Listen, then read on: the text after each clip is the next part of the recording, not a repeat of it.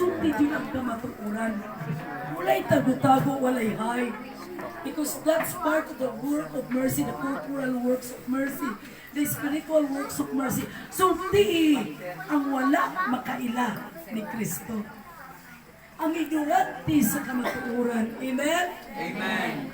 Kaya ang atong gialagaran, dili man tao kung dili Diyos o buwing Diyos na naghatag o kinabuhi o kita ang modelo sa paghatag nila o giya. Amen? Nikrang na ang akong tiil. So mauna, encourage ko ninyo. I need you to speak the truth and the truth will set them free. But love the sinners. Don't hate them. Pasaylo, everything is pasaylo. Di ba ang atong tumong is blessing? Amen. Di ba ang atong tumong is miracle? Yes. Di ba ang atong tumong is healing? Abundant blessing? Nga di matamo pasaylo. Nga mauman na siya ang hindrances na dili mo overflow ang blessing. Okay? Yes.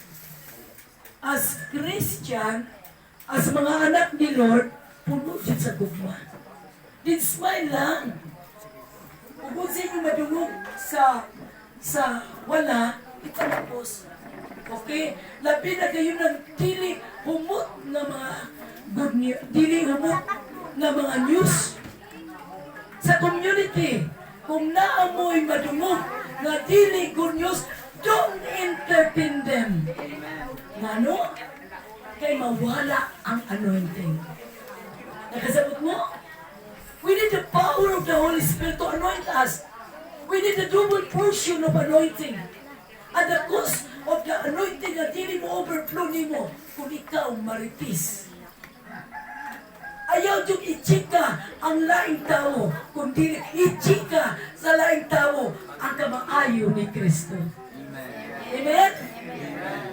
Don't entertain them. Birds with the same feathers fly together. Amen? Pasagay sila. Kaya nga itong tumog is dili man itanon na walay forever. Ang atong tumog is langit nun kay forever. Palakpakan ng Diyos. Kung may mo kasing-kasing malipayon sa mga tawag na kalihukan ni Kristo padayon kay nagauban nimo si Kristo.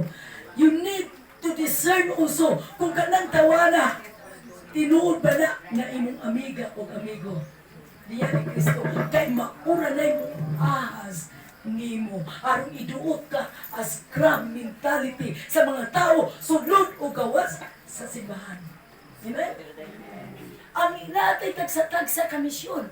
You have the gifts na kay talent sa pagkanta, gamitan na, kantahi si Lord, kay mahingot siya. Atin sa choir, kay dagang community. Amen? Amen. O atin sa community, usap na, sister, brother, naadyo ko'y kanta. Lagyan ko mo kanta, mo apel ko. O tinuod ang imong pagkanta, iya na sa Diyos. Kay wala lang tawa sa Diyos, ang mga lamig tingog. Kinsa man, ang ning gipapahawa tungod kay nasina sa Ginoo. Amen? So kamo kung magserbisyo mo, iyatad ang the best. Kinasing-kasing. Kaya imong gialagaran si Kristo o si Kristo mismo mao mo puno sa imong panginahanglan. So maunay akong gisuggest sa mga membro o sa community. Don't entertain sa mga taong yutan-on. Entertain sa mga taong espirituano nga nakailanan ni Kristo. Kay maunay mo gatos nimo sa panahon sa kalipay o kasakit.